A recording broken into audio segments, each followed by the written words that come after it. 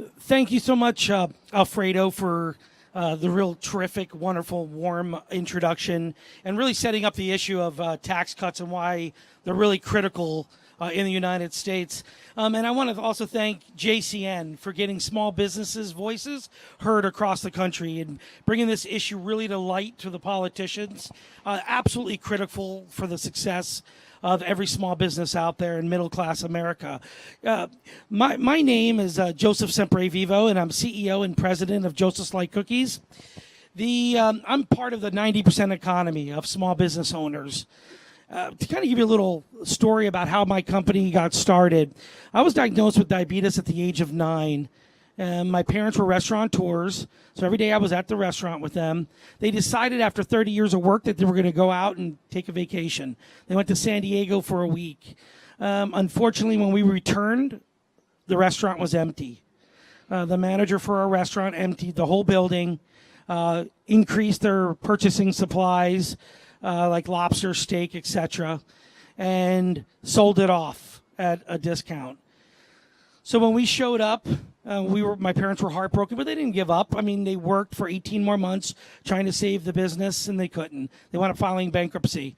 Well, being a diabetic and having medical supplies and having the necessity for food, they wound up getting a job at Holiday Inn. My dad became a cook. My mom became a waitress. And to provide. And one day a customer came in and said, "I love your food so much that you need to have a restaurant. I have an empty restaurant." My dad said, "Look, let me stop you there. We're bankrupt. I don't have any money for rent." And he said, "No, I'm going to give you the first 3 months free, and you could pay for thereafter."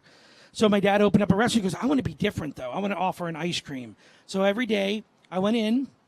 As a responsible parent, I had, my dad and mom made me make ice cream. I made this gourmet ice cream, and I couldn't eat it.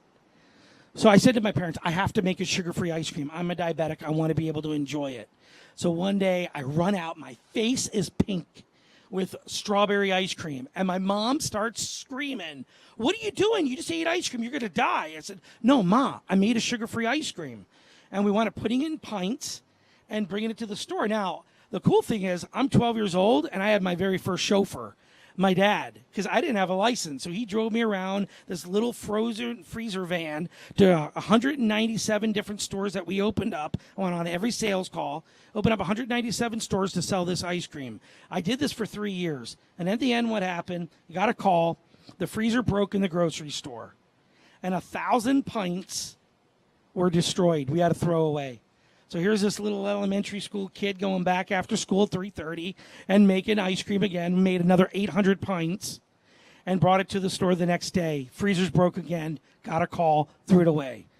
So what's the next logical step? I turned to my parents and said, "We need to make a cookie. Can you make me a sugar-free cookie?" And they did. And we started selling them to the 197 stores. Now today, we're a debt-free company.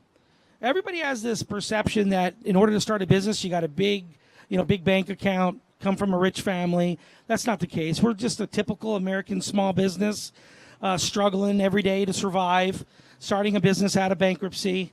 And now we make 12 million cookies a day. We're a debt-free company. And when I cut my checks to the IRS, it goes to this building right here every day. What symbolism? And it's because of JCN bringing this critical issue to light, talking about the importance of a tax cut.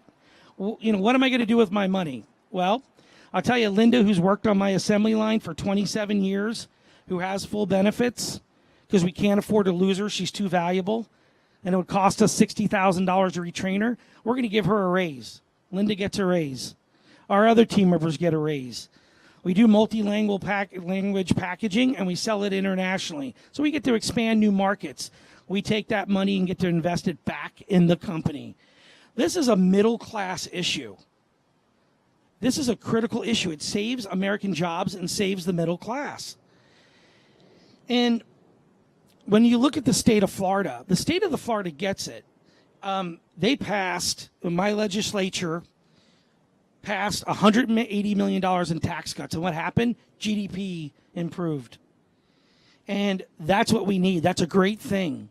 And that's what will happen when Congress acts, and acts now, and passes a tax cut for the American middle class by giving a tax cut to the small business owners, because they will pass it on to their team members.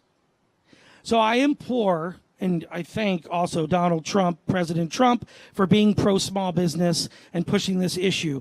But I implore Senator Mitch McConnell and Charles Schumer and Speaker of the House Paul Ryan and Nancy Pelosi to listen to the middle class, listen to small business owners, and pass this tax cut now. Thank you very much.